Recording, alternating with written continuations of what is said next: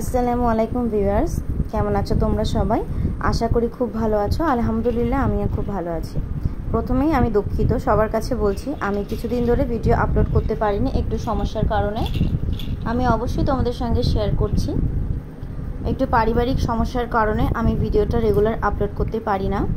যেহেতু খুব সাধারণভাবেই রান্নার ভিডিওগুলো তোমাদের সঙ্গে শেয়ার করি, তবুও কিন্তু কিছু কিছু ভিডিও করতে গেলে যেসব তোমাদের সঙ্গে শেয়ার করি, হয়তো আমি খুব বেশি পরিমাণে হাইফাই ভিডিও আপলোড করতে পারি না, তবুও রেগুলার আমি যেটা রান্না করে থাকি সেটাই তোমাদের সঙ্গে শেয়ার করার চেষ্টা করি। কিন্তু সেগুলো কিন্তু আলাদাভাবে যখন তোমাদের সঙ্গে শেয়ার করি, কোনো স্ন্যাক্স, নাস্তা, নতুন কোনো রেসিপি শেয়ার করার জন্য যে মিনিমাম বাজেটটুকু লাগে সেগুলো কিন্তু এখন আমি পাচ্ছি না। সেই কারণে আমি রান্নার ভিডিওটা এই কয়েকটা দিন আপলোড করতে পারিনি। ভীষণ খারাপ একটা অবস্থার মধ্যে দিয়ে যাচ্ছি।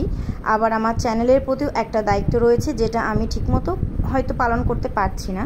তবুও আমি চেষ্টা করেছি অনেকদিন পর আবারও তোমাদের সঙ্গে একটা ভিডিও শেয়ার করার।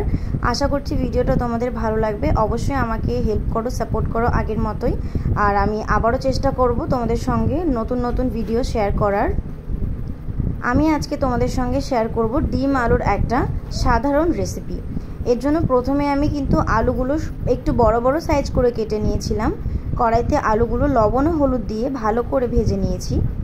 আলাদা একটা পাত্রে তুলে আমি এখানে দিয়েছি সেদ্ধ করে নেওয়া 3টে ডিম। 3টে আমি অল্প একটু লবণ দিয়ে তারপরে ভেজে নিচ্ছি। আমি মাঝখান দিয়ে এই খুন্তির সাহায্যে একটা ছিদ্র করে দিয়েছি যাতে ডিমের উপরের পাতলা অংশটা যাতে ফেটে না আসে। এরপরে কিন্তু আমি আজকে আমার মায়ের মতো করে একটু বেগুন ভাজি করার চেষ্টা করেছি। এই বেগুন ভাজিটা আমি তোমাদের সঙ্গে শেয়ার করছি, তার একটা বিশেষ কারণ রয়েছে। অনেকেই আছো যারা বেগুন খেতে একদমই পছন্দ করো না, আমি কিন্তু তাদের জন্য এই বেগুন ভাজা রেসিপিটা শেয়ার করছি। মাঝখানে বেগুনগুলোকে আগে থেকেই লবণ ও হলুদ মাখিয়ে যদি তোমরা কিছুক্ষণের জন্য ম্যারিনেট করে রাখো, তাহলে কিন্তু বেগুনটা ভাজার সময় খুব অল্প তেলেই বেগুনটা ভাজা হয়ে যাবে। দেখতে পাচ্ছ বাড়তি যে তেলটা ছিল সেটার মধ্যে কিন্তু আমি বেগুনগুলোকে খুব লাল লাল করে ভেজে তুলে নিয়েছি। এরপরও কিন্তু তেলগুলো এখনও পর্যন্ত রয়ে গেছে, এর মানে তেলটা কিন্তু খুব অল্প পরিমাণেই লেগেছে। যখন বেগুনটা মাছ বরাবর একটু হয়ে আসবে তখন অল্প একটু চিনি উপর থেকে ছড়িয়ে দিলে কিন্তু বেগুনের টেস্ট আরও বেড়ে যাবে। এইভাবে তোমরা বেগুন ভাজি করে খাবে, তাহলে কিন্তু খুব ভালো লাগবে। গরম ভাতে বেগুন ভাজি খেতে কার কার ভালো লাগে অবশ্যই কমেন্ট করো। এই সব কিছুর মাঝে কড়াইটা কিন্তু একেবারে পুড়ে গেছে। এটা কিন্তু পরিষ্কার না করলে রান্না করার সময় আরও প্রবলেম হবে।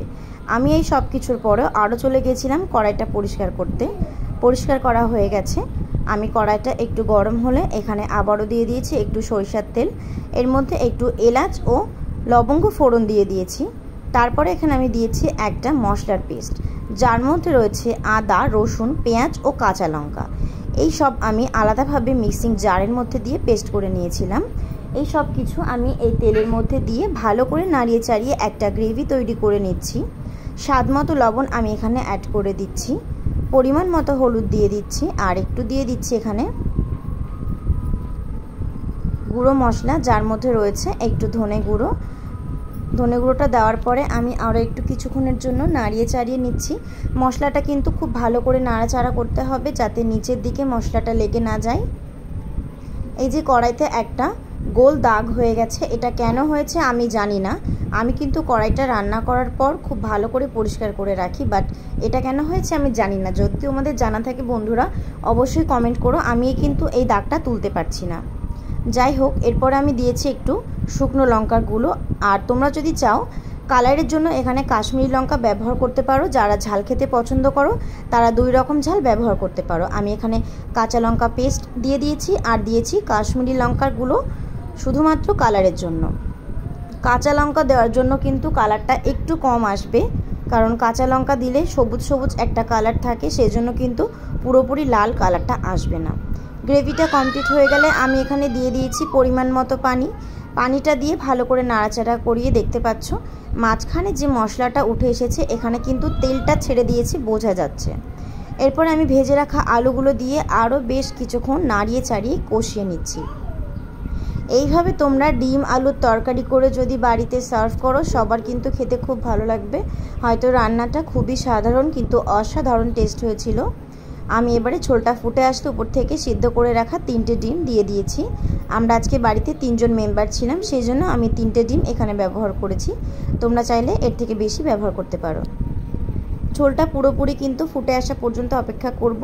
উপর থেকে আমি স্বাদ মতো চিনি দিয়ে দিচ্ছি। চিনিটা এখানে কয়েকটা দানা জাস্ট ইউজ করেছি।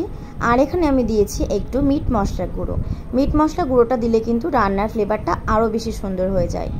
ডিম তরকারিতে মিট মশলা গুঁড়ো অ্যাড করে যদি তোমরা রান্না করো তাহলে কিন্তু মশলাটা খেতে একেবারে মাংসের ঝোলের মতো টেস্ট লাগবে। আমার কিন্তু আলুগুলো প্রায় সেদ্ধ হয়ে এসেছে।